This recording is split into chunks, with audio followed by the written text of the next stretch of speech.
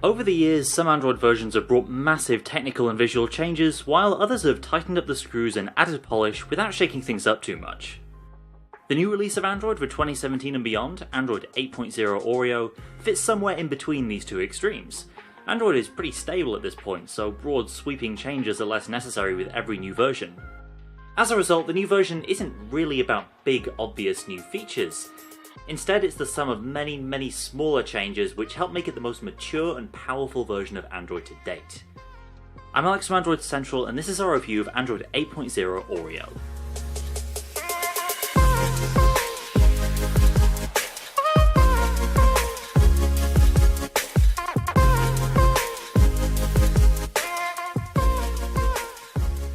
Most of us see Android through the lens of whichever manufacturer's UI we choose, but the design direction of vanilla Android is still relevant. After all, more phone makers than ever are sticking to stock these days. The stock Android UI hasn't changed all that much in Oreo though. If you're only looking for UI changes, you might spot just one, the brighter colour palette for the quick settings area. It's now light grey, not dark grey, reflecting a similar colour change in the stock settings app. Whether that's good or bad is mostly a matter of personal taste. The quick settings panel has been rearranged too, bringing the settings, user switching and edit shortcuts further down, helpfully making these easier to reach on larger phones. The retooled settings app is another big visual change. The slide out hamburger navigation panel added in Nougat has been removed, and instead Google has made navigation simpler by redesigning each of the 13 submenus to make things easier to find. The new battery settings page is a great example of this. Screen on time is now shown right up top, along with the time since your last full charge. Scroll down a little, you'll see your most battery-hungry apps.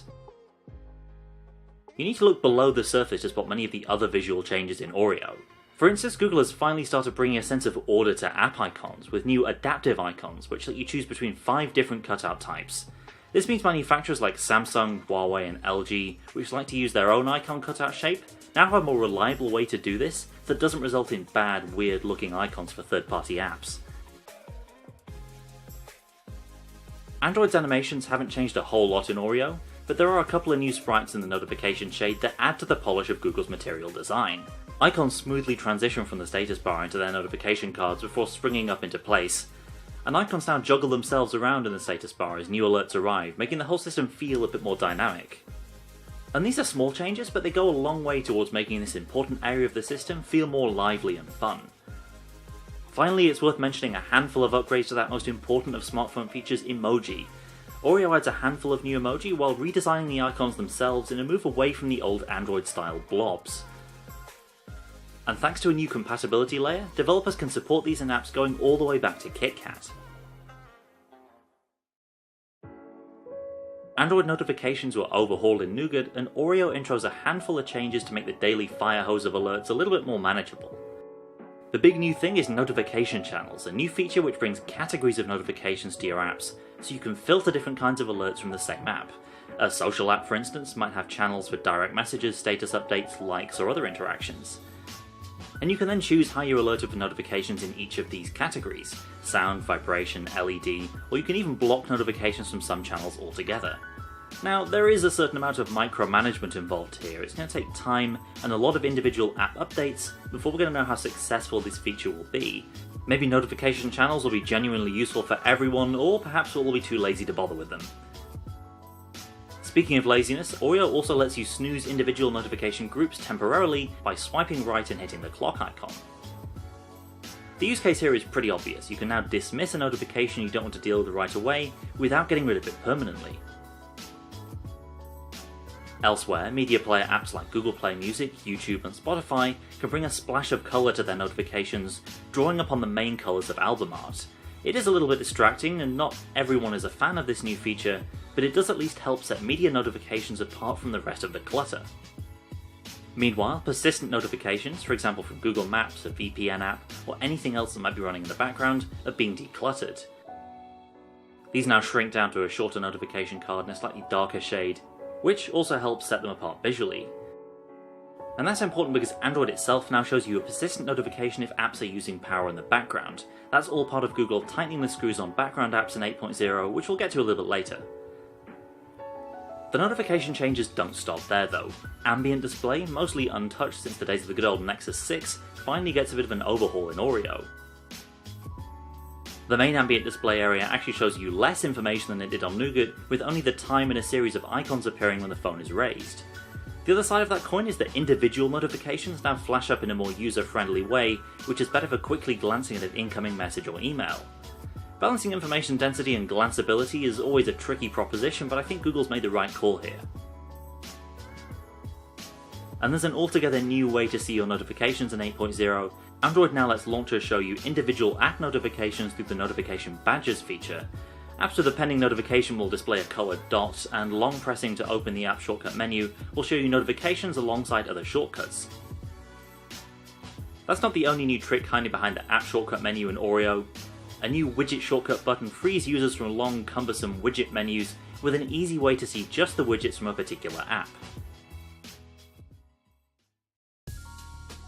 Picture-in-Picture has been part of Android TV for the past year, but Android 8.0 finally brings it to phones and tablets, introducing a potentially huge feature for owners of extra-large phones and convertibles like the admittedly aging Pixel C. Picture-in-Picture mode varies a little depending on how the developer implements it, but basically this lets you start a video from within one app, then hit the home key to shrink it down to a smaller floating window with its own playback controls. You can resize and move it around the screen in the foreground, while opening and using other apps as normal in the background, and yes, if you're really crazy you can even use multi-window at the same time as Picture-in-Picture. It's similar to multi-window, as introduced as standard in Nougat, and while you can still use multi-window to split the screen between a video and another app, Picture-in-Picture is just a much more elegant approach. It's one of a few new features that should help make Android tablets more appealing to professional users. And there are a few others here. Support for wide gamut color in apps should make Android a better fit for photographers, while the new Audio API will reduce audio latency and bring Android a step closer to taking on GarageBand on the iPad. But let's be clear here, however good Oreo is, Android tablets still have a long way to go before they can challenge Apple's dominance. Everyone hates typing passwords, especially on glass. The tedium of password entry has spawned an entire industry of password managers, but they still require a lot of frustrating copying and pasting. So in Oreo, Google has tackled the password pain point on two fronts. Firstly, autofill with Google can help you sign into your accounts on your phone using information already stored in your Google account. So if you've signed into Twitter on the web through Chrome, you can then pull in these details to sign into the app on your Android phone. And thanks to the new autofill APIs, password managers will be able to serve up passwords to other apps automatically without any hopping back and forth or copy-pasting between text fields. The 1Password guys gave us a sneak peek at how this will work a few months back. Again, all of this will require devs to update their apps to target Android 8.0. In any case, both of these address a major pain point of entering complex passwords on a touchscreen. On a related note, Android is also getting smarter about how it handles specific kinds of info in text fields. In the new version, Google's machine learning figures out what kind of data you've selected and offers relevant contextual options. For example, a shortcut to the dialer app for phone numbers, or Google Maps for addresses or place names. There's a lot going on behind the scenes in Android 8.0 too. The main under-the-hood changes should help in two important areas that everyone can relate to: battery life and faster firmware updates. Firstly, Oreo makes it harder for badly behaving apps to devour your battery by limiting what apps can do when they're not in the foreground. Google uses these restrictions to nudge developers towards Android's Job Scheduler feature, which handles background tasks in a more efficient way. You can't really see this working, but it's there, and it'll help battery life on every device that runs Oreo. As for OS updates, well, through its new Project Treble, Google has created a modular structure that hardware companies can use to separate out their own customizations from the core Android OS. The idea is this will make it easier to push out firmware updates without completely reinventing the wheel every time. With Treble, companies can update Android without re-engineering their own customizations.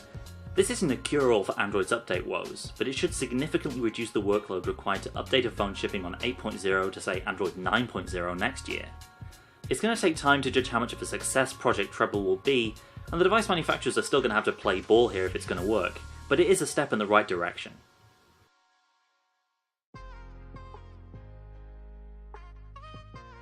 It's hard to get excited about any single feature in Android 8.0, even if you're a big phone nerd like me.